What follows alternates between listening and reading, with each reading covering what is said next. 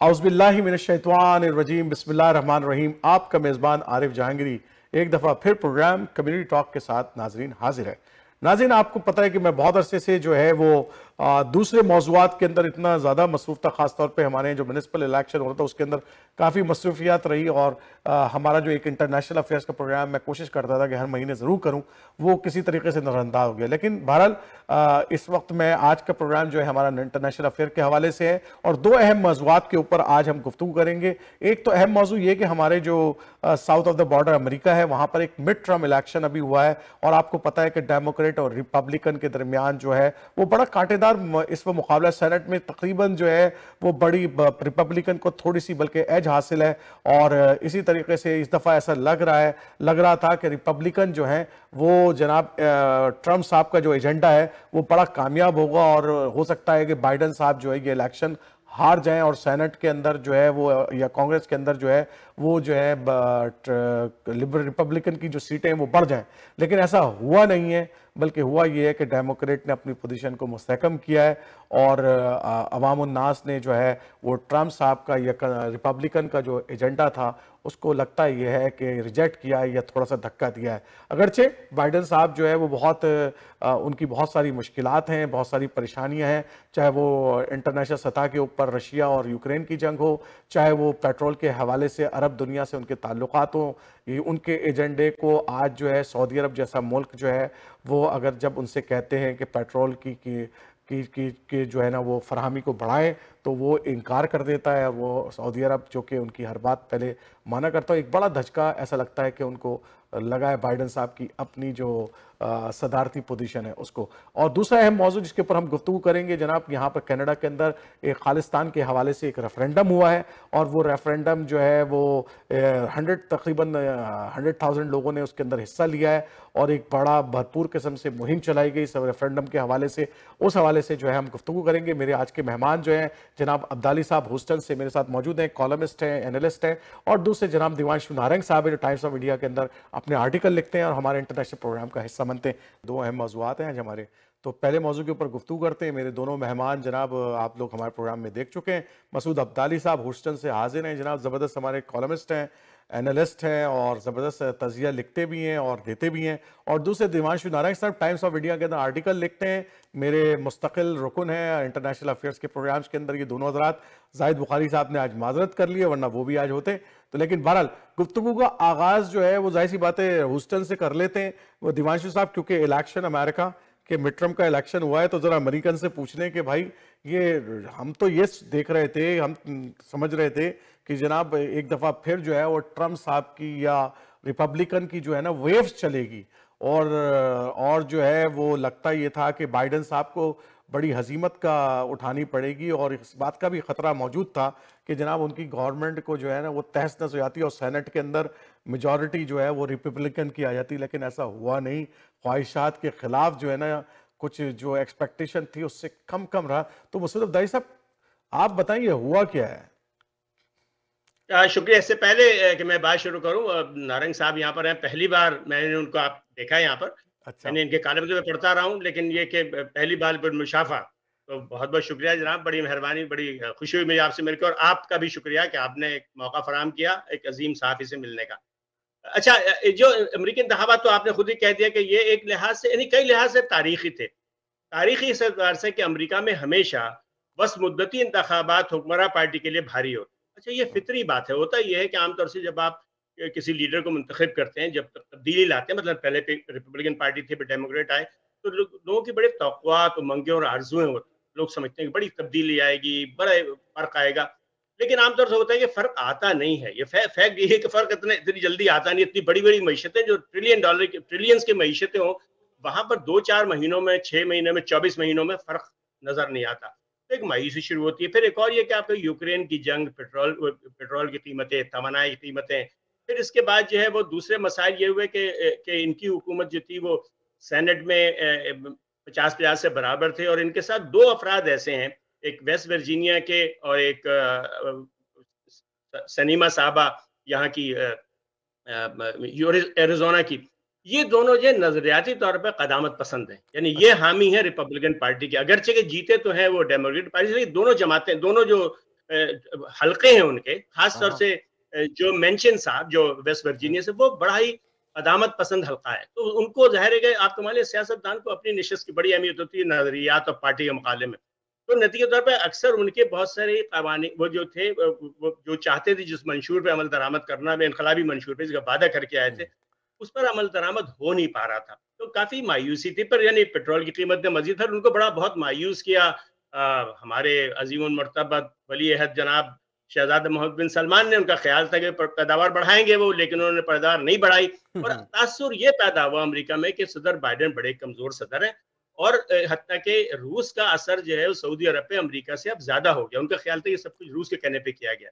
जाहिर है ये सब बातों के वैसे एक आम तासुर पैदा हुआ। इस दौरान जो इलेक्शन मुहिम शुरू हुई, तो डेमोक्रेटिक पार्टी ने जो मामला को उठाया था, वो तो उसमें सबसे अहम था इस्कात हमल। आपको पता है कि अभी सुप्रीम कोर्ट ने एक कानून एक रूलिंग दी है, जिसके मुताबिक इस्कात हमल को रियासतों के हवाले कर दिया गया। अब रियासतें फैसला करेंगी कि वो जायज़ है कि नाजायज़ है, गलत है कि सही है। और आपको मालूम है कि 30 या 35 रियासतों के अंदर रिपब्लिकन की हुकूमत, और खासे वो कदामत पर, मतलब मैं जहाँ था टेक्सास, वहां तो कानून ये मंजूर हुआ है कि उस टैक्सी ड्राइवर को भी सजा दी जाएगी जो इस्कात के लिए किसी खातून को अस्पताल लेकर के जाएगा। यानी मामला खाली डॉक्टर और मरीजा का नहीं है, बल्कि वो टैक्सी ड्राइवर भी अगर उसे मालूम हो जाए कि इस काम जाहिर है, लेकिन कितना मुश्किल है ये काम। बहरहाल तो इसकी वजह से ये था कि उन्होंने जो मामला उठाया था डेमोक्रेट पार्टी ने, वो एक इस्काती हमल का मसला उठाया था, सिनफी मसावत का मसला उठाया। उन्होंने कहा था कि समाजी इंसाफ होना चाहिए, जो सियाफामों के दरमियान के बारे में जो सलूकी है। फिर पुलिस इस्लाहात और गन कंट्रोल, और उसके ज्यादा एक एनवायरमेंट का जोर था। और एक और आपको पता होगा कि अमेरिका में तालीम बड़ी महंगी, आला तालीम के लोगों को कर्जे लेने पड़ते हैं। तो बाइडेन साहब ने अभी एक प्रोग्राम शुरू किया था, हम कर्जे माफ कर दें, कुछ कर्जा, पूरे कर्जा तो नहीं, कर्जों का कुछ हिस्सा माफ कर दें, और कर्जा भी न भी माफ करें तो हम उसको बिला सूद कर दें, यानी कम से कम उनको, हम इन लड़कों को, बच्चों को सूद ना देना पड़े। तो ये उनका ख्याल था कि इसको वो उठाएंगे। लेकिन रिपब्लिकन पार्टी ने बड़ी कामयाबी के साथ माशी मसले को उठाया, इसलिए कि आपको पता है कि ग़िज़ा से लेकर दवा तक हर चीज की कीमतें आसमान पर हैं इस वक्त। अच्छा, जो शरह सूद बढ़ने की वजह से हो रहा है क्योंकि घर मार्गेज पे होते हैं लोगों के आमतौर से, तो आपके किस्तें बढ़ गई हैं। अच्छा, कार लेना मुश्किल है, नई कार लेना मुश्किल है, पुरानी कार बहुत महंगी है। तो इसकी वजह से जिंदगी बड़ी अजीरन थी। ले ऑफ आपने देखा होगा, अभी ट्विटर ले ऑफ कर, आज की दिन अमेज़न ने 10,000 लोगों को ले ऑफ करने का ऐलान किया। तो हुआ ये कि ये इनकी जो ये इनकलाबी एजेंडा था, वो जगह नहीं पा सका लोगों के दिलों में। लेकिन जो तब्दीली आई है, मेरा अब तक तब्दीली है कि आखिरी 2 हफ्तों के दौरान सदर ओबामा ने एक बात बड़ी जबरदस्त तकरीब उठाई, आपने देखा होगा, डेमोक्रेसी इज ऑन बैलेट। उन्होंने कहा कि भाई मसला ये नहीं है कि डेमोक्रेट्स आए या रिपब्लिकन आए, बात यह है कि अमरीकी इंतखाबात जो हैं, इनकी बुनियाद अमरीकी जमहूरियत की बुनियाद इंतखाबात पर है। और सदर ट्रंप अभी तक वो मुहिम चला रहे हैं कि 2020 के इंतखाब में धांधली हुई थी, अमरीकी इंतखाबात शफाफ नहीं होते, ये जमहूर यानी जमहूरी फैसले की अय्याश के नुमाइंदगी नहीं करते। तो उन्होंने ये कहा कि अगर ये बात आ गई, ये नजरिया या बयानिया जो है ये जड़ पकड़ गया, तो इसका मतलब है कि अमेरिका में किसी भी इंतखाब की हैसियत ही नहीं होगी। जो भी हारने वाला वो ये कहेगा इंतखाब गलत होते हैं। तो उन्होंने एक बात कही कि डेमोक्रेसी ऑन बैलेट, और आखिर में उन्होंने खासा ये जो एक अहम बात की, ओबामा, मुझे लगता है इसमें बहुत बड़ी कामयाबी ओबामा साहब की, यानी ओबामा के तरीक़ाकार की। ओबामा साहब ने आखिरी जो बहुत बड़ा जलसा किया था जॉर्जिया में, उन्होंने उसमें ये कहा कि देखो, हमारे हुकूक गजब किए हैं, लेकिन हम उन हुकूक को वापस ले सकते हैं इलेक्शन के जरिए, इंतखाबात के जरिए, बैलेट के जरिए। हम अपने लोग लाएं, हम अपने पार्लियामान लाएं, तो हम कर सकते हैं। लेकिन अगर इंतखाब का निज़ाम ही जो है गैर शफाफ करार पा गया, अगर इंतखाब का निज़ाम ही जो है वो करप्ट करार पा गया, खाना जंगी की तरफ जाएगा। सही बात है। तो ये मुझे लगा कि आखिरी लम्हे में, क्योंकि मैंने खुद भी नोट किया कि जब मैं, यानी इससे पहले जब भी मैं वोट डालने गया हूँ, अर्ली, यहाँ चूंकि 2 हफ्ते पहले पोलिंग शुरू हो जाती, तो बहुत कम लोग होते थे लाइन में। इस दफा बहुत बड़ी तादाद मैंने देखी जो लाइन वोट डालने, और ज्यादातर वोट डालने वाली नौजवान खवातीन थी और रंगदार लोग, यानी एशियन थे, यानी हिंदुस्तानी, इमिग्रेंट्स थे, और इमिग्रेंट्स में हिस्पैनिक वगैरह थे, और सियाफामों ने बड़ी तादाद में वोट डाला। मैं एक सवाल लेता हूं दिवांशु साहब से इसके ऊपर। जी बोलिए। मैं आता हूं, आपकी तरफ आता हूं दोबारा से। मैं दिवांशु साहब से, क्योंकि ये बड़ा अहम जो आपने आखिर में नुक्ता उठाया, मैं दिवांशु साहब की तरफ जाता हूं। दिवांशु साहब, हमने देखा कि ट्रंप साहब जब इलेक्शन हारते हैं तो कैपिटल हिल के ऊपर जिस तरीके से लोग घुस गए और उसके अंदर जो कुछ हमला हुआ, और फिर एक जो स्याह फार्म एक्सट्रीमिस्ट थे और वाइट जो सफ़ेद फार्म एक्सट्रीमिस्ट थे, उनका एक रेला जो है वो जो है ना हर तरफ हमें नज़र आया। और एक एक हिंदू ऐसा लगने लगा अमेरिका के अंदर जनाब के स्याह फार्म और सफ़ेद फार्म लोगों के दरमियान एक दफ़ा फिर जो है वो एक ज़बरदस्त किस्म का जो है ना तसादुम शुरू हुआ जाता है। अच्छा, एक तो तरफ ये था लेकिन डीप स्टेट, जाहिर सी बात है हर मुल्क की एक डीप स्टेट्स होती है और वो डीप स्टेट्स देखती है कि हालांकि ट्रंप साहब ने अपने जो इलेक्शंस के बहुत सारे वादे पूरे किए थे और बहुत बहुत सारी पॉलिसीज उनकी इस लिहाज से बहुत बेहतर थी कि उन्होंने माशी तौर पर मुस्तहकम करने की कोशिश की थी। चाइना के असद रसूख को जो इकोनॉमिक के ऊपर उसको रोका था अमेरिका के अंदर, तो उनकी पॉलिसियां बहुत सारी बहुत अच्छी भी थी। लेकिन डीप स्टेट्स के अंदर शायद ये खतरा मौजूद है कि कहीं तसादुम ना हो जाए माशरे के अंदर। इस वजह से आप लगता है समझते हैं कि बाइडेन साहब जो है वो मिड टर्म का ये इलेक्शन जो है वो जीत गए, हालांकि ट्रंप साहब की जो इन्फ्लुएंस है अभी भी मौजूद है माशरे के अंदर वहां पर। नहीं, इसमें पहले तो अब्दाली साहब ने, I think he has covered most of the points. उन्होंने, मैं जो कहना चाहूंगा या कोई भी अगर व्यक्ति सोचे तो सारे पॉइंट्स ज्यादातर अब्दाली साहब ने बहुत बहुत अच्छी तरह से कवर किए हैं। And I think this election has come out as a kind of a rejection of Trump. It is not a victory for Biden. ये बाइडन साहब नहीं जीते हैं। ये एक तरह से लोगों ने ट्रंप साहब का एजेंडा और 2 साल से लगातार कहना कि डेमोक्रेसी नहीं है और मैं जीता था एंड ऑल दोस, इस तरह की बातें करके आदमी जो है, व्यक्ति जो है वो प्रेसिडेंशियल रूप नहीं दिखा रहा है अपना। तो अभी बल्कि ये भी था कि ट्रंप साहब ने अपना डिक्लेयर करना था कि मैं अब इसके लिए खड़ा हो रहा हूं, और वो अभी भी करेंगे because obviously he wants to run again, but he wanted to take this as a victory lap. That has not happened. It is definitely not. It's a kind of a rejection of the kind of policies or the kind of attempts to degrade democracy which Trump was doing. It is also a strong retaliation, as Abdali Saab has talked about, by the women of America. The abortion rights are sacred to us, and that you cannot and that those will remain an important part of the psyche. वो जमाना चला गया कि आप abortion right, ये जरूर है कि रिपब्लिकन्स में काफी सारे लोग abortion rights को नहीं स्वीकारते because of the so-called Catholic values or whatever they talk about in different states. But आज दुनिया बदल चुकी है और women are empowered and they would like to have their rights with them over their bodies. So that has come. उसकी वजह से काफी रिपब्लिकन पार्टी ने सुप्रीम कोर्ट में अपने जजेस के थ्रू इसको पास कराया, परंतु that has kind of backfired in terms of actual votes from the people, which is an important fact. Another thing is, this is obviously एक डिवाइडेड वर्डिक्ट है। सेनेट अगर वापस आई है तो कांग्रेस इनके हाथ से गई भी है। So it's going to be a kind of a policy jam or a log jam for the next 2 years. You're not going to have any major policies, or jo bhi hai, it is going to be a situation where a lot of compromises will have to be made in the American democracy, in the American government, if they want to legislate anything. So ye but this happens. Obama ne apne last period mein unke khilaf dono thi, and he has to use his veto power quite some time. So, and yes, as Abdali Saab has pointed out, ये एक और victory है कि Democrats were able to inspire their voters to come out. जो एक बहुत बड़ी बात है, जिसमें Obama has played a major role.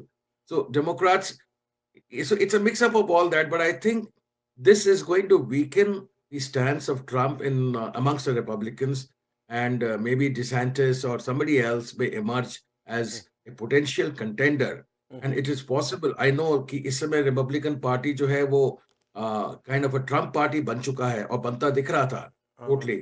उसके लिए एक शायद चैलेंजर बन के आने की उम्मीद जगी है। और दूसरा ये है कि बाइडन ने ये दिखाया, अनफॉर्चुनेटली बाइडन साहब has not become a great leader. I would say not even an okay leader with what he has done. He has shown his weaknesses. So, but he has been able to get some important things passed through compromise, which is coming out as a good thing for America. So, आने वाला time जो है बहुत interesting होगा, specially the next few months, जब आगे के presidential campaigns लोग अनाउंस करना शुरू करेंगे। हाँ। बट मैं समझता हूँ कि एक नया ओपनिंग आने की उम्मीद जगी है रिपब्लिकन पार्टी में बिसाइड्स ट्रम्प। तो मैं जरा भाई साहब आपके पास एक दोबारा एक से सिर्फ आता एक हूँ। बात एक बात हाँ मैं अर्ज करूं, एक मिनट में आप दें। हाँ देखें, एक और ये ट्रम्पिज्म की शिकस्त कह रहे हैं लोग इसको, उसकी उसके बड़े प्रूफ हैं। इसलिए कि आप देखें, जो वो लोग कहलाते थे इलेक्शन डिनायर्स, यानी वो हाँ। लोग जिन्होंने वो सारे के सारे शिकस्त खा गए इस इलेक्शन में। देखें, यानी वो जो पेंसिल्वानिया में जो पहली हाँ बार एक मुसलमान के जीतने की उम्मीद थी, मोहम्मद महमद औज, वो सिर्फ इसीलिए इलेक्शन हारे कि वो डिनायर थे। पेंसिल्वेनिया के गवर्नर साहब इसीलिए इलेक्शन इलेक्शन हारे। एरिजोना में वो निश्चित। अच्छा, फिर इसके अलावा आपको पता है कि चूंकि इंतखाबी मुहिम यहाँ, इंतखाबी इलेक्शन का जो इंतजाम सेक्रेटरी ऑफ स्टेट करते हैं, रिपब्लिक पार्टी के 18 सेक्रेटरी ऑफ स्टेट इलेक्शन हारे हैं। सिर्फ इसी वजह से वो सारे के सारे वो थे जो इलेक्शन डिनायर थे। तो सही माने में ये इलेक्शन, जैसा जिन्होंने फरमाया नारंग साहब ने, ये ट्रम्पिज्म की शिकस्त हुई है। यानी बाइडेन साहब की कामयाबी नहीं, बाइडेन से मायूसी अभी मौजूद है, लेकिन लोगों को अपनी जमहूरियत की बका अजीज है, इसलिए ये इंतखाबी नतीजे आए।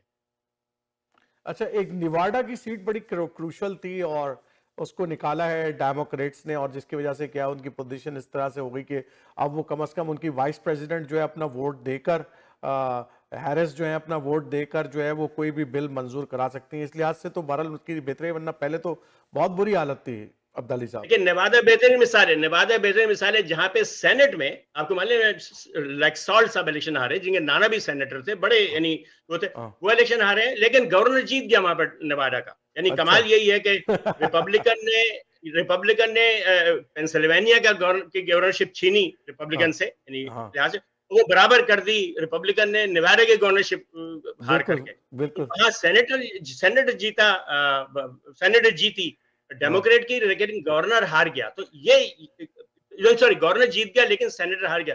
उसके बजाय कि ये, हाँ, कि जो इलेक्शन डिनायर थे वो इलेक्शन हारे हैं। तो ये भी एक और मिसाल इस बात की कि सही माने में इस इंतखाबात, ये वाकईतन जो ओबामा का नारा था आखिर में, डेमोक्रेसी ऑन बैलेट, उसने बड़ा फायदा पहुंचाया डेमोक्रेट्स।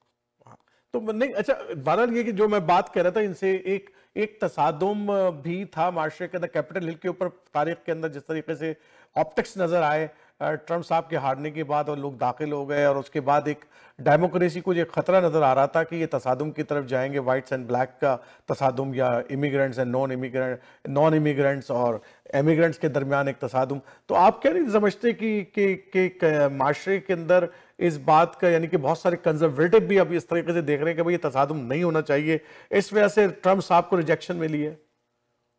देखिए, दुनिया भर में इस वक्त, सारी दुनिया में, बदकिस्मत सारी मगरबी दुनिया, बल्कि मैं कहूँ गोरी दुनिया के अंदर इस वक्त जो है वो एक तरीके से उरूज है कंजर्वेटिव्स का, अदावत पसंदों का। आप देखें कि ये ऑस्ट्रेलिया देख लें, यूके देख लें, ये आपने बेहतरीन मिसाल इटली है, वहां देखें, या अभी इसराइल देखें, तो हर जगह कंजर्वेटिव जो है वो आगे बढ़ रहे हैं। तो ये बात तो तय है कि यानी तो अमेरिका में भी ऐसा मामला है कि कंजर्वेटिव को फिर असल में एक और जो आम तासुर हुआ है लोगों का अमेरिका में, कि डेमोक्रेट जो है वो बाएं बाजू की सियासत जो है, ये प्रो यूनियन सियासत और सियासत से वो जो है एक सरमायादार मुल्क के लिए को लगा नहीं खाते। सरमायादार मुल्क, अमेरिका जो है वो कैपिटलिज्म है, इसको कैपिटलिज्म चलना चाहिए। तो ये सब जो चोंचले हैं ट्रेड यूनियन के और बाएं बाजू के और मदद करने के और सोशल जस्टिस के, इसका गुजर नहीं, और इसी की वजह से मईशत खराब होती है। तो बुनियादी तौर पर इस वजह से मुझे लगा कि अमेरिका में एक आम तासुर जो है वो रिपब्लिकन के हक में था, जमहूरी इसके मईशत के हवाले से। अच्छा, एक चीज और भी नजर आती है कि ये जो एक बड़ा जो ग्रीन हाउसेज और ये जो आज इन्वायरमेंटल के ऊपर बहुत बात होती है, खासतौर पे अमेरिका के अंदर ये जो कानकनी है, इसको बहुत बड़ा धचका लगा है। और खासतौर पे वो जो बेल्ट है जहां पर ये कानकनी होती है, वो बड़ी कंजर्वेटिव बेल्ट है अमेरिका के अंदर, और वहां पर जो है ये नारा जब लिबरल्स आपके डेमोक्रेट्स लगाते हैं इन्वायरमेंटल के हवाले से कि हम ये कानून बदल देंगे, हम ये कानून बदल देंगे, तो वो भी एक रिएक्शन तो मौजूद है कंजर्वेटिव, और जो है ना रिपब्लिकन के हक में जाते हैं वो तमाम लोग भी, क्योंकि बहुत सारी खाने बंद हो गए। यही मसला है जो मेंशन जो मैं अर्ज कर रहा हूँ, सेनेटर जो हैं इनके डेमोक्रेट के, जो हमेशा उनका साथ देते, वो वेस्ट वर्जीनिया के हैं। वो कहते हैं हमारा तो कोयले की सनत पे तो मेरी सारी रियासत चलती है। इसी तरह नॉर्थ की जो रियासत है वहां कानूनी काफी होती है। तो इसलिए फिर ये कि जो कनाडा से पाइपलाइन आ रही है, उसको रोकना चाहते हैं लिबरल आजाद। तो ये एक मसला है कि इस वक्त जिसे कहते हैं पेट जो है वो बड़ा अहम है, नजरिए के ऊपर पेट को फौकियत मिल गई, यानी लोगों को अपना पेट ज्यादा अजीज है नजरिए के मुकाबले में, इसलिए मेरा ख्याल है कि इस वक्त ये इसकी अहमियत। अच्छा, एक और अहम बात वैसे मैं कहूँ कि सारी बातों के अलावा इस दफा खवातीन की जो कारकर्दगी बड़ी शानदार रही, यानी पहली बार आके 12 रियासतों के अंदर जो है वो खवातीन गवर्नर आ गई हैं, और कोई भी खातून गवर्नर जो है जो थी वो इलेक्शन हारी नहीं, सब के सब जो है जीती हैं। तो उस लिहाज से यानी बड़ी कामयाबी, देखिए कोई 26 के करीब, यानी 26 गवर्नरों की सीटों पे इंतखाब हुआ, और उसमें यानी 15 जो है वो उम्मीदवार रिपब्लिकन की थी, और 10 जो है 15 जो है वो डेमोक्रेट उम्मीदवार थी, और 10 जो है वो रिपब्लिकन के उम्मीदवार थे। इस लिहाज से इस दफा खवातीन जो है उन्होंने बड़ा अहम किरदार अदा किया, बहुत कामयाबी हासिल की, कम से कम गवर्नरों की नशस्तों के ऊपर। और उसकी वजह यह है कि जाहिर बात है जो एबॉर्शन का एजेंडा है या दूसरे ऐसे एजेंडे जो ख़वातीन से रिलेटेड है, और जाहिर बात है कि डेमोक्रेट्स जो हैं वो उसकी सपोर्ट कर रहे हैं कि जी ये हक हासिल होना चाहिए ख़वातीन का। तो एक वजह थी कि इस तमाम इशूज़ के अंदर, और फिर दुनिया में ख़वातीन की आबादी भी बढ़ रही है, और ख़वातीन प्रोफेशनली हम देखते हैं 20, 25, 40 सालों के अंदर ख़वातीन बहुत प्रोफेशनल हुई हैं, बहुत हाईली उन्होंने एजुकेशन हासिल की है और बड़ी डेडिकेशन के साथ काम करती हैं। मैं तो बाज़ दफ़ा बाज़ इदारों के अंदर देखता हूं कि वो मर्दों के मुकाबले में बहुत ज़्यादा डेडिकेशन दिखाती हैं और बहुत ज़्यादा अच्छा काम करती हैं एज कम्पेयर टू मर्द हजरात के। तो बहरहाल ये बात आपकी है, क्या कह रहे हैं? अच्छी मैनेजर है वो। जी जी, अच्छी मैनेजर है। मैं कह रहा हूँ घर भी अच्छा चलाती है, बाहर भी अच्छा चलाती है वो। अच्छा, ये अमेरिका में कम से कम जब बड़ी अच्छी उनकी परफॉर्मेंस है, ये कम से कम गवर्नर के मुकाबले में तो एक कमाल है कि कोई भी खातून गवर्नर ने अपनी सीट लूज नहीं की इस इलेक्शन के अंदर। अच्छा, एक इशू जो मुझे अमेरिका में एक और नजर आ रहा है, वो जो आने वाले वक्त, और मैं आप दिवांशु साहब से पहले पूछता हूँ फिर अब्दाली साहब आपकी तरफ आता हूँ, कि इस वक्त जो एक इशू बहुत बड़ा नजर आ रहा है कि एक लीडरशिप का फुकदान नजर आता है। जैसे ओबामा जबरदस्त एक लीडरशिप आई डेमोक्रेट्स की, और उसके बाद हम देखते हैं कि फिर उस लेवल की लीडरशिप हमें, फिर क्लिंटन साहब थे उससे पहले, वो बहुत जबरदस्त लीडरशिप थी। इसी तरीके से कंजर्वेटिव्स के अंदर भी हम देखते हैं कि एक हमें जो है वो एक नीचे की तरफ जाती हुई लीडरशिप नजर आ रही है। क्या वजूहत है कि अमेरिका जैसे इतने जबरदस्त मुल्क के अंदर लीडरशिप, उस टॉप लेवल की लीडरशिप नजर नहीं आ रही जो कि दुनिया को आज मतलूब है? नहीं, ऐसा नेशंस की हिस्ट्री में होता है कि कभी कभी लीडरशिप वैक्यूम बन जाता है, बिकॉज हम एक लीडर को, फॉर एग्जांपल अगर हम ओबामा की तरह देखते हैं, उस तरह के लोग कभी कभी हर बार निकल के नहीं आते।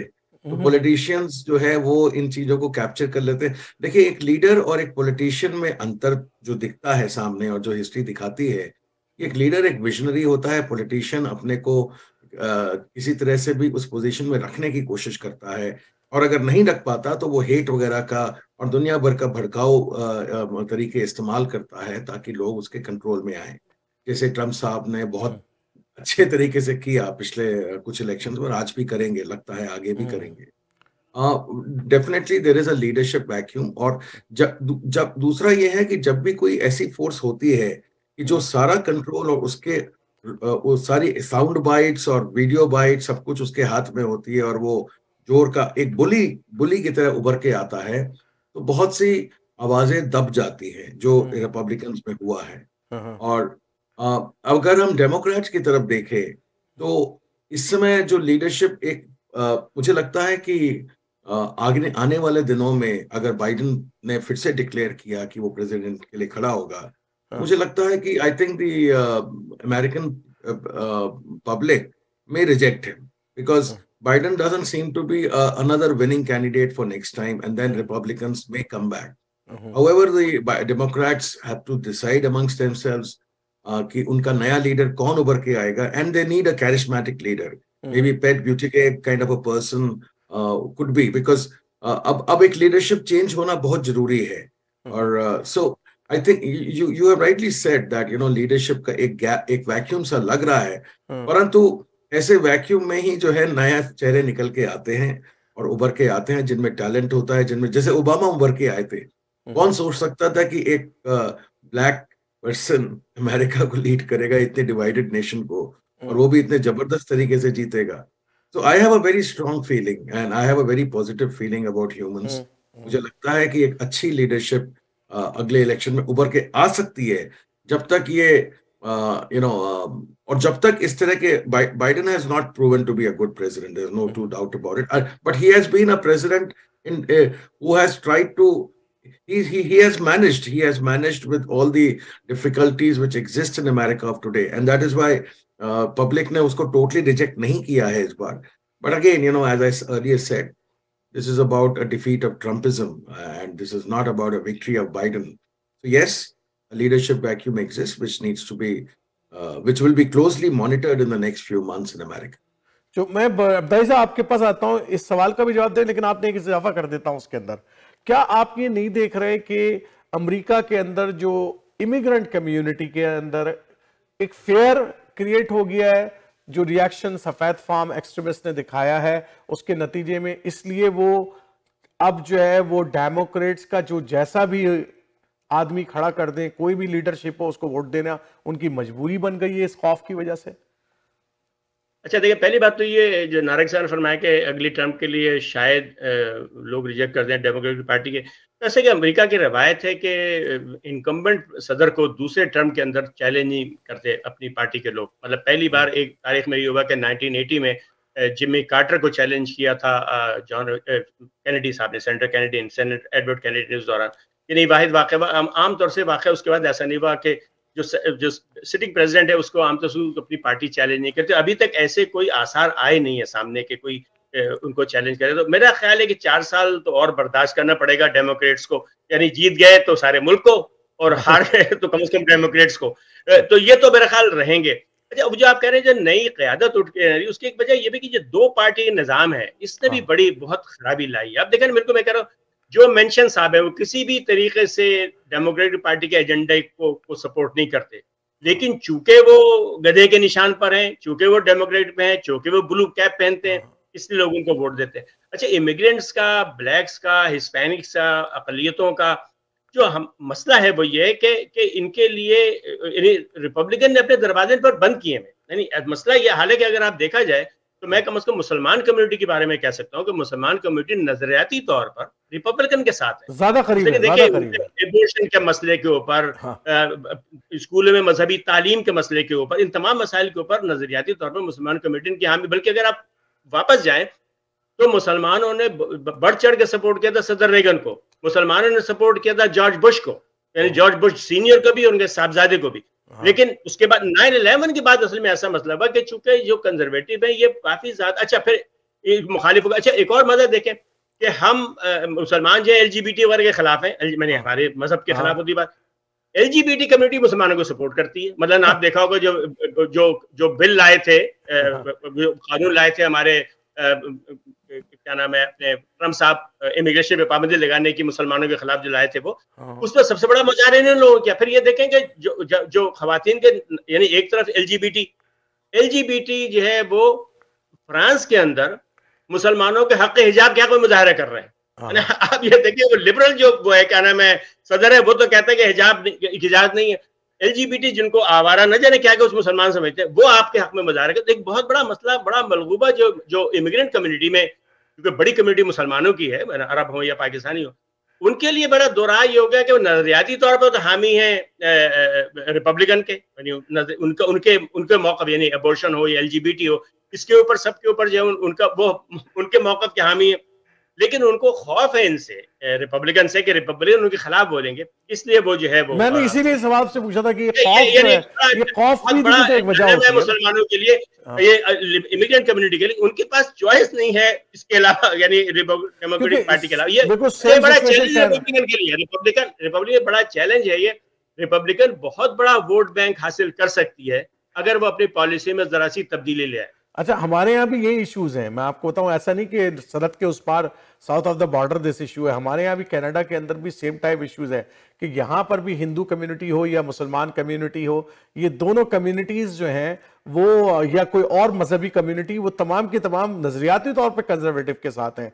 लेकिन क्योंकि आपको पता है कि क्योंकि ये फेयर एक मौजूद है, क्योंकि कंजर्वेटिव्स की जो बास पॉलिसीज हैं वो एंटी इमिग्रेंट्स हैं, तो इस वजह से वो सारे के सारे नजरियाती तौर पर कुछ भी हो, वो जनाब वोट सारा लिबरल पार्टी को पड़ जाता है. तो ये एक इश्यू, मतलब कंजर्वेटिव को, और चाहे वो यहाँ के कंजर्वेटिव हो चाहे वहाँ के रिपब्लिकन हो, उन्हें बड़े संजीदगी से सोचना पड़ेगा कि एक बड़ी तादाद में दुनिया भर से लोग जो है इन मुल्कों के अंदर आ चुके हैं। आपको अपनी एक बैलेंस पॉलिसी बनानी पड़ेगी।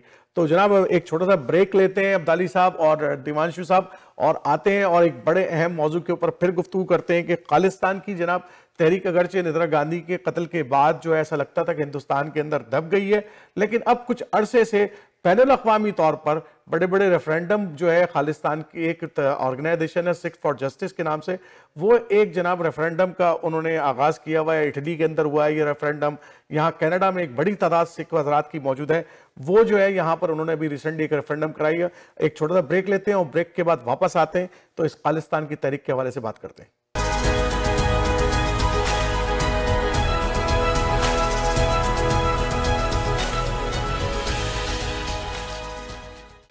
तो नाज़रीन वेलकम बैक। जैसे कि मैंने आपसे वक्फे से पहले कहा कि जनाब खालिस्तान के हवाले से एक रेफरेंडम जो है वो कनाडा के अंदर मुनक्किद किया गया है। यहाँ पर एक ऑर्गेनाइजेशन है सिख फॉर जस्टिस जिन्होंने ये मुनक्किद किया, और तकरीबन कोई 100,000 लोगों ने जो है उसके अंदर हिस्सा लिया है, और सिखों की बड़ी आबादी जो है यहाँ पर कनाडा के अंदर रहती है। और मेरे साथ आपके हमारे दोनों मेहमान अब्दाली साहब और दिवांशु नारंग साहब। दिवांशु नारंग साहब ने इस हवाले से जो है काफ़ी आर्टिकल लिखे हैं, और वैसे दिवांशु साहब का जब बैकग्राउंड है वो आप सब लोग जानते हैं कि ह्यूमन राइट्स चैंपियन है। हिंदुस्तान के अंदर जब भी कोई ऐसी बात होती है, चाहे वो किसानों का मसला हो, चाहे वो वहाँ की नेशनलिटी के आईडी कार्ड के हवाले से कोई मुहिम चल रही हो, ह्यूमन राइट्स के मसले हो, ये हमेशा जो है वो हक की आवाज़ उठाते हैं और सच्चाई का साथ देते हैं, चाहे वो किसी के खिलाफ हो। और मैं इसलिए इनको आज इस खास मौजू पे गुफ्तगू, क्योंकि मैंने देखा कि उन्होंने इस रेफरेंडम की भरपूर मुखालफत की है। तो दिवांशु नारंग साहब से एक तो आपसे मैं पूछूंगा कि भाई आपने क्यों जनाब इसकी जो है ना मुखालफत की है, और क्यों उनकी क्या वजूहात हैं। फिर मैं आता हूं अब्दाली साहब के पास। अब्दाली साहब क्योंकि इस मौजू के साथ ज्यादा आपको पता नहीं है यहाँ कनाडा में क्या हो रहा है, इसलिए मैं दिवांशु साहब का लेता हूं वर्जन, फिर आपकी तरफ आता हूं मैं। जी दिवांशु साहब। जी देखिए, पहले तो ये एक रेफरेंडम नहीं था, ये एक ड्रामा था, एक फार्स था जो क्रिएट किया गया था डिवाइड क्रिएट करने में इंडो कैनेडियन कम्युनिटी में। जो भी कोई रेफरेंडम होता है, सोच कर भी हम अगर देखें कि एक फ्रांस में रेफरेंडम हो रहा है कि क्या क्यूबेक जो है वो कनाडा से अलग हो जाए, फ्रांस में, नॉट इन कनाडा, और क्या उस रेफरेंडम की वैल्यू होगी, क्या उसका मतलब होगा, ना तो कोई दुनिया में उसकी ये बेसर पैर की चीजें हैं, केवल hate, this is just a hate agenda. Okay, Punjab में जो खालिस्तान, जो सो कॉल्ड खालिस्तान कॉन्सेप्ट है, वो 93 में टोटली नकारा गया। वहां पे 6 महीने के अंदर उससे रिलेटेड ये आतंकवादी सारा एजेंडा खत्म हो गया। उसके बाद 30 साल से पंजाब में इसका कोई इश्यूज नहीं है, परंतु कनाडा में जो है ये भाई लोग जो हैं, हमारे जो भाइयों हैं, सिख ब्रदर्स हैं, उनको गुमराह करने के लिए एक फ्रिंज जो है इस पे अटका रहा, और उनको बेसिकली एक पॉलिटिकल और एक सोशल स्पेस चाहिए। आज के दिन में इन खालिस्तानी समर्थक हैं, उन्होंने ऑलमोस्ट सारे के सारे गुरुद्वारों पे कब्जा कर रखा है। They are using these religious places to get money, और उस मनी का इस्तेमाल करके वो इस तरह की बेसिर पैर की चीजों में अपना टाइम इस्तेमाल कर रहे हैं। उनको इस रेफरेंडम का कोई मतलब नहीं है, ना इसका कोई फायदा है, परंतु जैसे ट्रम्प करते थे वो इसका इस्तेमाल कर रहे हैं पैसा कलेक्शन के लिए, सो दैट रेफरेंडम के नाम पे लोगों से पैसा इकट्ठा हो, उनकी पावर मजबूत हो, उनकी फाइनेंशियल पावर, उनकी पॉलिटिकल पावर, उनकी सोशल पावर मजबूत हो। आज के दिन में लिबरल पार्टी का ये हाल हो गया है, या बल्कि ज्यादातर पॉलिटिकल पार्टीज का कनाडा में ये हाल हो गया है। जगमीत सिंह तो ओपनली सपोर्ट करते हैं इस बात को कि अगर कोई भी इंडो कैनेडियन एमएलए, एमपी या काउंसलर, कोई भी व्यक्ति, काउंसलर तो खैर है ही ब्रांटन वगैरह में है, कोई भी अगर खालिस्तानियों का विरोध करता है तो उसे बाहर किया जाता है, ना कि खालिस्तान की बात को, कि क्या ये किसी भी डेमोक्रेटिक देश को तोड़ने की बात करने वालों को, जिन्होंने वायलेंस का इस्तेमाल किया है हमेशा अपने आइडियाज करने के लिए, क्या उनको अलाउ करना चाहिए? नहीं, ऐसा कुछ नहीं होता। अभी हमारे कनाडा में सबसे बड़ा वायलेंट एक्ट आज तक जो हुआ है वो कनिष्का बॉम्बिंग था, इसमें 349 के 350 के करीब लोगों की मृत्यु हुई। कौन उसका जिम्मेदार था? खालिस्तानी टेररिस्ट। कौन विक्टिम्स थे? Canadian citizen. 263 वर कैनेडियन सिटीजन्स। किसको सजा हुई? 0। किसको सपोर्ट कंटिन्यूड रही? खालिस्तानी टेररिस्ट। ये सवाल का जवाब हमारे पॉलिटिशियंस, हमारे कैनेडियंस को देना पड़ेगा। क्या जरूरत है कि ऐसे लोगों को फ्रेंच को बढ़ावा दिया जाए? हाँ, इसमें हमारे अच्छा, एक सवाल इसमें जिमनी पूछ लेता हूं दिवांश साहब, एक जिमनी सवाल में इसमें पूछ लेता हूं, बड़ा इंपॉर्टेंट सवाल है। अच्छा, आपने खुद अपनी बात में कहा कि 1993 के बाद हम वो जो गोल्डन टेम्पल का वाकया होता है, उसके बाद इंदिरा गांधी की जो मर्डर हो जाता है, और उसके बाद हम देखते हैं कि ये तहरीक जो है, जो कि खालिस्तान की एक आज़ाद खालिस्तान की तहरीक थी, वो दब गई और वो किसी जगह हमें नज़र नहीं आती। और पंजाब के जो लोग थे वो अपनी दोबारा ज़िंदगी के अंदर महव हो गए, तरक्की की, मतलब हिंदुस्तान की तरक्की के अंदर वो शाना बशाना काम करते रहे, चाहे उनकी फ़ौज हो, चाहे वो किसान एग्रीकल्चर हो, चाहे वो स्पोर्ट्स हो। हम देखते हैं हर जगह जो है वो सिख बिरादरी जो है बड़े पुरजोश अंदाज में हिंदुस्तान की तरक्की के अंदर आगे थी। आप नहीं समझते कि ये जो बीजेपी की जो गवर्नमेंट आई है, जो इंतहा पसंद हिंदुत्व का जो एक वो लेकर आई है, उसकी वजह से जो माइनॉरिटीज है हिंदुस्तान की, उनके अंदर एक अदम तहफ़्फ़ुज़ पैदा हुआ है और उनके अंदर इनसिक्योरिटी पैदा हुई है, जिसकी वजह से ये दोबारा खालिस्तान की तहरीक को एक नई जिंदगी मिल रही है? देखिए, ऐसा है कि पहली चीज मैं फिर से इस बात को दोबारा रिपीट करूंगा कि भारत में खालिस्तानी आइडियोलॉजी का और खालिस्तानियों का कोई वजूद ही नहीं है, वो खत्म हो चुका है। तो जो आप माइनॉरिटी की बात कर रहे हैं, यस, माइनॉरिटी सोचती हैं कि उनको सही तरह से नहीं ट्रीट किया जा रहा, जो जिसमें जिसको सही मानने में, देखिए किसी भी चीज, अगर हमें अपने राष्ट्र पे गर्व है, कोई गलत बातों पे शर्म भी होना चाहिए। Yes, there is definitely a problem which is there, और उसके बारे में सारे लोग सोच रहे हैं कि क्या हो रहा है, परंतु खालिस्तानी का कोई खालिस्तानी आइडियोलॉजी वहां पे नहीं है। उसका इस्तेमाल यहाँ पे जो ये सक्सेशनिस्ट है, वो उसका इस्तेमाल दुरुपयोग करके यहाँ के लोगों को भड़का रहे हैं। और प्रॉब्लम ये है कि यहाँ के लोग जो है, मैंने देखा है, जो एनआरआईज हैं या जो बाहर से, जो इंडिया से आए हुए हैं, जैसे शायद पाकिस्तानी समुदाय में भी होगा, मुझे नहीं पता, परंतु वो लोग जो है वो व्हाट्सएप यूनिवर्सिटी और गूगल बाबा की बदौलत, और जो इनको गुरुद्वारों में समझाया जाता है या बोला जाता है, उसके बदौलत सोचते हैं, उसके हिसाब से प्रोपेगेंडा वॉर चल रही है। इंडिया में सन 84 के दंगों को इन्होंने एक जेनोसाइड का नाम देके उसके बेसिस पे सबको ही कहते हैं नेवर फॉरगेट 1984। असल में जो जेनोसाइड की जो डेफिनेशन है यूनाइटेड नेशंस की, वो है एक targeted killing on a religious group और एनी अदर ग्रुप। असल में उस समय इंदिरा गांधी जी की मृत्यु के बाद जो रायट्स हुई थी, वो 4-5 दिन या 7 दिन जो थे, वो नॉर्थ इंडिया में बहुत बहुत difficult, no doubt about it.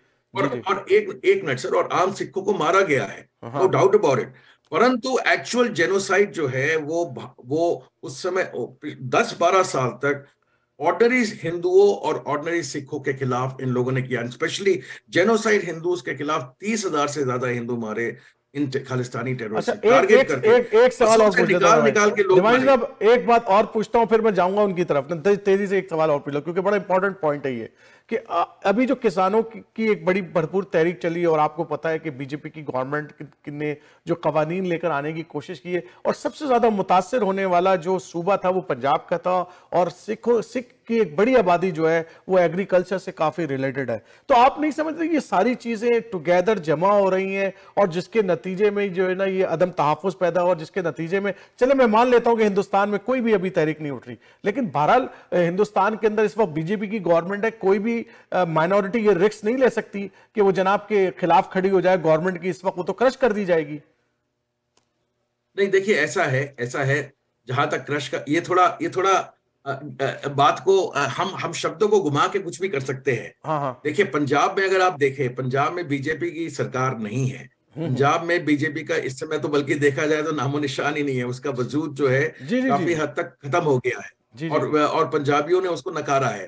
तो पंजाब में अगर किसी भी सिख को डर है, ऐसी कोई बात नहीं है, परंतु नो डाउट अबाउट इट, ये जो जब पहले तो फार्मर्स की जो लॉज आए थे वो गलत थे, और मैंने आपके चैनल पे मैंने तो कहा कि आप ह्यूमन राइट चैंपियन है, मैं तो कह चुका हूं ऑलरेडी इस बात की। आपने देखा होगा, मैंने आर्टिकल्स में भी और अपने स्पीचेस में भी लगातार उनका विरोध किया, और उसी वो क्या हुआ है, तभी ये जो सो कॉल्ड फ्रेंच थे, ये खालिस्तानी यहाँ पे दबे हुए जो थे कनाडा में, उन्होंने बड़ी अच्छे तरीके से उसको यूज करके कि उसको इस तरह से यहाँ पे पोर्ट्रे किया कनाडा में कि भारतीय सरकार जो है वो सिखों के खिलाफ है।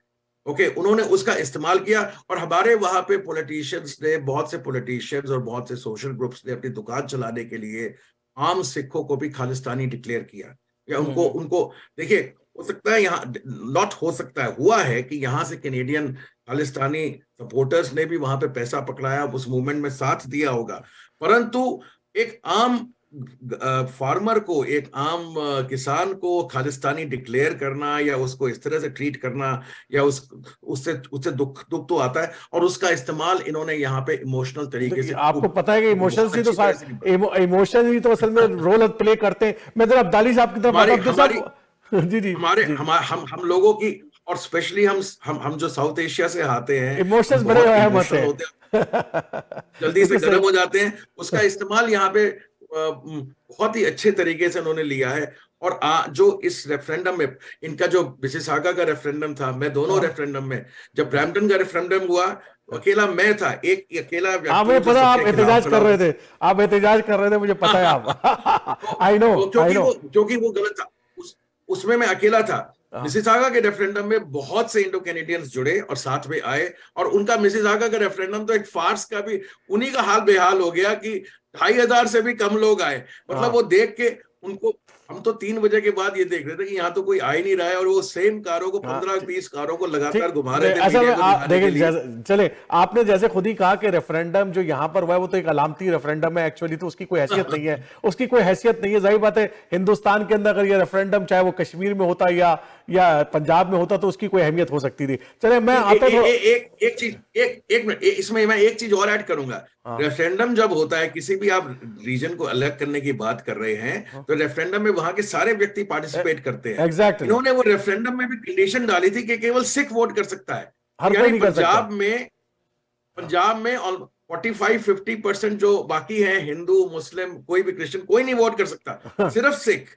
और वो भी तो, और अगर वो जिस मैप की बात करते हैं, उस मैप में हिमाचल और हरियाणा भी जुड़ा है, अगर उसमें देखा जाए तो फिर ज्यादातर नॉन सिख की मेजोरिटी है, वो वोट नहीं कर सकते और रेफरेंडम कर रहे हैं। मैं अब्दाली साहब, हिंदुस्तान के अंदर ये जो एक खालिस्तान तो सिर्फ एक है, लेकिन उसके अलावा जाहिर बात है कश्मीर के मसाइल भी वहां पर होते हैं, हम उसके ऊपर भी दिवांशु साहब से हमेशा बात करते रहते हैं उस हवाले से। आप कैसे देख रहे हैं कि ये जो माइनॉरिटी के अंदर, क्योंकि मैं यही बात हम कह रहे हैं कि कंजर्वेटिव एक तरफ, क्योंकि जाहिर बात है इस वक्त इंडिया के अंदर भी एक कंजर्वेटिव गवर्नमेंट है और वहां पर भी कंजर्वेटिव जो है वो पावर नजर आती है हमें, और उसके नतीजे में ये हो रहा है कि दूसरे जो लोग हैं वो अदम तहफ़्फ़ुज़ का शिकार हो जाते हैं।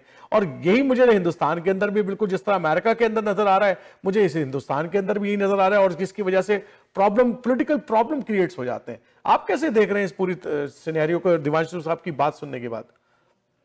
देखिए, नारंग साहब की ये बात तो बिल्कुल दुरुस्त है कि कनाडा में खालिस्तान के लिए रेफरेंडम जो उसकी कोई कानूनी हैसियत नहीं है, यानी उसकी कोई आईनी हैसियत नहीं, बिल्कुल ऐसे ही जैसे फ्रांस में हो रहा है क्वेबेक के लिए रेफरेंडम, उसकी कानूनी और आईनी हैसियत नहीं है, लेकिन इसकी अलामती हैसियत है।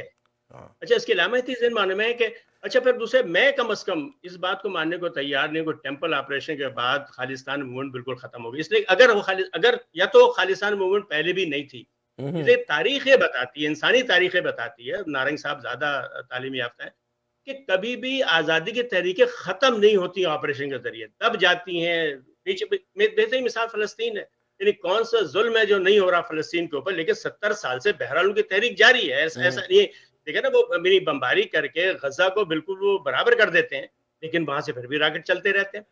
तो इसलिए मैं इस बात को मानने को तैयार नहीं हूँ। फिर एक और बात यह कि ये जो रेफरेंडम है ये बिल्कुल दुरुस्त है कि सारे सिख जो खालिस्तानी नहीं है, ये बिल्कुल दुरुस्त है, लेकिन बहरहाल कुछ तबके के अंदर ये तासुर हो सकता है कि उन्हें एहसास है कि क्या नाम है, वो उनके साथ इंसाफ नहीं हो रहा और उनकी अलग। अच्छा, मामला खाली इंसाफ का नहीं है, अब असल में एक और अब वो दौर जो था ना कि बड़ी बड़ी मुमलिकतें, नजरियाती मुमलिकतें, उसका दौर अब खत्म हो गया। अब जो है कौमी लिसानी कौमियतों की बुनियाद पर, लिसानी बुनियाद, यूनिटी की बुनियाद पर कौमें वजूद में आए। देखिए, चेकोस्लोवाकिया एक मुल्क था, चेक रिपब्लिक और स्लोवाकिया अलग हो गई। बल्गारिया एक मुल्क था, वो बोस्निया, कोसोवो, सारे अलग हो गए। अब मुझे लग रहा है कि ये दौर आ रहा है, आने वाला दौर जो है वो बड़ा ही लिसानियत का दौर है, छोटी छोटी इकाइयों का दौर है कि सब हर लोग चाहते हैं भाई मेरी अपनी इकाई। मतलब मुझे तो यकीन है कि आज से 100 साल 200 साल 50 साल के बाद हो सकता है हिंदुस्तान में बिहार, यूपी, यानी इसका मतलब नफरत और मजहब इसका कोई ताल्लुक नहीं, बल्कि ये कि बिहारी हिंदू और बिहारी मुसलमान, यानी ये मामला हिंदू मुसलमान का नहीं है, उसको अपनी कौमियत बड़ी अजीज है। खालिस्तान जरूरी नहीं कि वो सिख जो है वो मजहब की बुनियाद पर हो, तो इनका ख्याल है पंजाबी कल्चर, पंजाबी सकाफत हम अलग है। तो मेरा ख्याल है कि ये जो रेफरेंडम हो रहा है, यानी इसको हम खाली ऐसे इसकी मजम्मत करने का हमें हक नहीं है, बल्कि ये यानी अपने जिसे कहते हैं जज्बात के इजहार का हर एक को हक हासिल है। हर शख्स ये समझता है। मतलब अगर मैं टेक्सास ये कहते हैं भाई, टेक्सास में कई बार हुआ, टेक्सास में रेफरेंडम हो चुका है एक बार कि हम टेक्सास वाले टेक्सिट इलेक्शन रेफरेंडम हुआ था। कैलिफोर्निया में कैलसिक इलेक्शन कई बार हुआ, लेकिन उनको इतने वोट नहीं मिलते। तो मेरा ख्याल है कि इस किस्म के रेफरेंडम से जिनकी कोई कानूनी हैसियत नहीं है, बिल्कुल मैं इत्तेफाक कर दूं इस बात से कि वो एक समझिए कि सियासी तमाशा है, एक अलामती है, अलामती, बस अलामती चीज है, सियासी तमाशा है। मुमकिन है उसमें कुछ लोगों के जाती मफादात भी होते हैं। ये सियासत है। बहरहाल बड़ा मजा आता है आपको। फिर ये कि जैसे जो जमहूरी माशरे जैसे कनाडा में फिर बल्दिया भी तो बड़ी अहम है ना आपके। हर आदमी प्राइम मिनिस्टर नहीं मतलब बल्दिया का कौंसलर तो बन सकता है ना, अगर बहुत सारे सिखों को अपने साथ मिला ले, खालिद मिला ले, तो मैं कौंसलर बन सकता हूँ। तो मेरे ख्याल ये मुख्तलिफ जो अवामिल होते हैं जो इन तहरीकों को आगे बढ़ाते हैं। लेकिन ये कि मैं अभी भी इस बात से मानने को तैयार नहीं, अजय मेरा बड़ा मुताला नहीं है कि गोल्डन टेम्पल के ऑपरेशन के बाद तहरीक बिल्कुल खत्म हो गई थी, या तो तहरीक नहीं थी पहले भी, यानी ये इस पे हम अगर नहीं थी तब तो ठीक है, वो चंद दहशतगर्दों को मार के आपने खत्म कर, लेकिन अगर वाकई खालिसन तहरीक थी तो उस ऑपरेशन से तहरीक खत्म नहीं होती। और ये मैं बता रहा हूँ तारीख के तालिब इल्म कैसे, तारीख ये बताती कभी भी आजादी की तहरीकें ऑपरेशन से खत्म नहीं हुई। जब गोल्डन टेम्पल का अटैक जो हुआ था उसके बाद कोई वहां पे टेररिज्म कंप्लीट खत्म नहीं हुआ। उसके 8 साल 8.5 साल तक लगातार चलता रहा। गोल्डन टेम्पल के अटैक के बाद इंदिरा गांधी जी की 4 महीने बाद हत्या की गई। ओके, उसके बाद सारी रायोट्स हुई। उसके बाद टारगेटेड किलिंग्स हिंदुओं की शुरू हुई जो 8.5 साल तक चली। गोल्डन टेम्पल के अटैक से 5 साल पहले और 8.5 साल बाद तक वहां पे टेररिज्म बहुत चला। टेररिज्म जो खालिस्तानी टेररिज्म है वो 9 साल बाद रिजेक्ट हुआ, ना कि कोई स्पेशल ऑपरेशन के द्वारा। 9 साल बाद पंजाब की जनता ने उस सब टेररिस्ट को रिजेक्ट किया कि ये बहुत हो गया, ये आपने जो उसको किसी गवर्नमेंट की फोर्स ने नहीं खत्म किया, उसको पंजाब की जनता ने नकारा और 30 साल से नकार रही है। देखिए, जो बातें जब भी आप कोई भी राष्ट्र, और मैंने आपसे इस चैनल में पहले भी बात की है, जब भी आप फोर्स का इस्तेमाल करेंगे वो गलत है, परंतु अगर पब्लिक उसको नकारती है तो वो मूवमेंट कभी चल नहीं सकती। ठीक है, मैं इन्होंने खालिस्तान हमारा टाइम खत्म हो रहा है, 30 सेकंड है आपके पास, बस एक सेकंड और, क्योंकि कनाडा में जो हेट का एजेंडा फैलाया इन्होंने, यहाँ पे खालिस्तान रेफरेंडम के लिए करने के लिए इन्होंने हिंदू फोबिया का इस्तेमाल किया। मैं हमेशा इस्लामिक फोबिया या सिख फोबिया या कोई भी धर्म का फोबिया हो उसके खिलाफ रहा हूं। यहाँ पे इन्होंने हिंदू फोबिया का इस्तेमाल किया, जबरदस्त इस्तेमाल किया, और उसको भी खुद सिख कम्युनिटी ने नकारा। जब इनके मिसिसागा के रेफरेंडम में 2,500 से कम आए, उन्होंने कहा हम इस तरह के हेट को एजेंडा को कोई स्वीकारते नहीं है। ये एक बहुत बड़ा नतीजा से निकल गया है। ठीक है, बहुत बहुत शुक्रिया आप दोनों हजरात का। 2 अहम मौजूआत पे हमने गुफ्तगू की, आप लोग टाइम देते हैं। अगले महीने फिर जो है ना आप लोगों से गुफ्तगू होगी, 2 और मौजूआत के साथ हम फिर आएंगे और फिर गुफ्तगू करेंगे। तो नाज़रीन, आपके प्रोग्राम हमने कोशिश की कि 2 अहम मौज़ूआत जो इस वक्त हमारे अतराफ़ के अंदर, एक कनाडा के अंदर रूनुमा हुआ और एक जो है अमेरिका के अंदर, हमने उसके ऊपर गुफ्तगू की। उम्मीद है कि आज के प्रोग्राम जो है ना आपको पसंद आया होगा, और आप अपनी राय देना जो आप हमेशा हमें देते हैं देना ना भूलिएगा, और ज़रूर राय दिया करें। कोई तब्दीली चाहते हैं या कोई ऐसी बात जो हमने गलत कह दी उसकी करेक्शन चाहते हो तो प्लीज़ अपनी राय से हमें ज़रूर नवाजा करें। आरिफ जहांगीरी अगले हफ्ते फिर नए प्रोग्राम और नए मौजू के साथ फिर हाजिर होगा। उस वक्त तक के लिए इजाज़त दीजिए। अस्सलाम वालेकुम व रहमतुल्लाहि व बरकातहू।